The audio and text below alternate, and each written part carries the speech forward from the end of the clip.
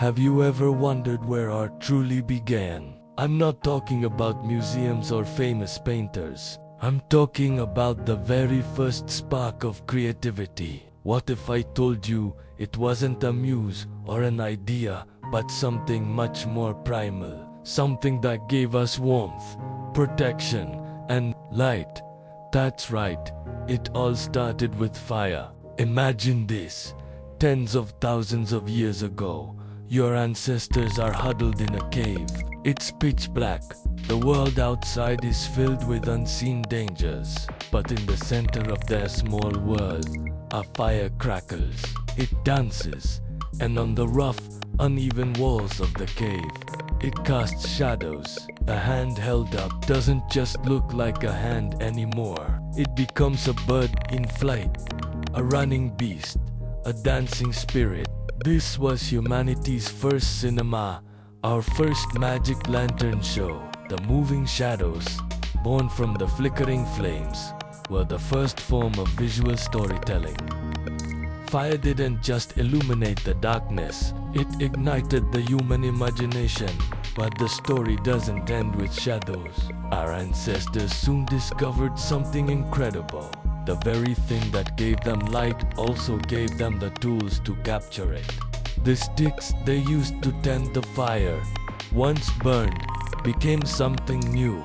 They became charcoal. Suddenly, they could draw. They could take the fleeting images from their minds and make them permanent on the cave walls. The black soot from the flames, the ash left behind, the minerals in the earth superheated and changed by the fire. These became the world's first art supplies. Red and yellow ochre, when heated, transformed into brilliant new shades. Fire wasn't just the inspiration, it was the original chemist, creating the very first palette of pigments. For the first time, we could paint our world.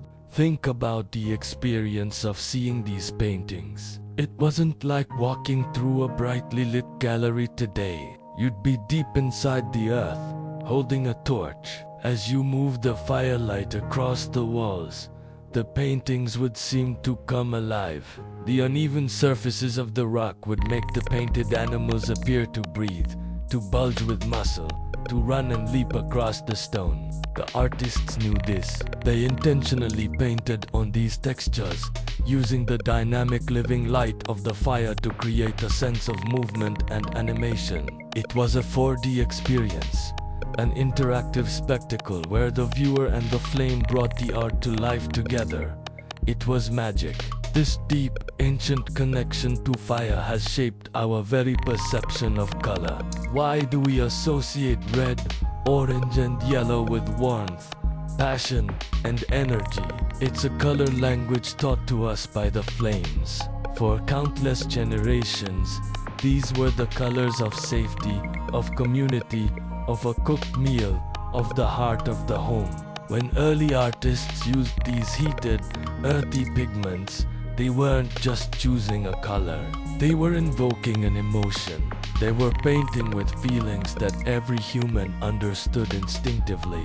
The vibrant red of a painted bison wasn't just the color of blood. It was the color of life, of power, of the sacred fire that sustained them. This emotional palette, born in the glow of ancient campfires, is something we still understand today. And we really do still understand it. Look around your own home, or flip through a design magazine.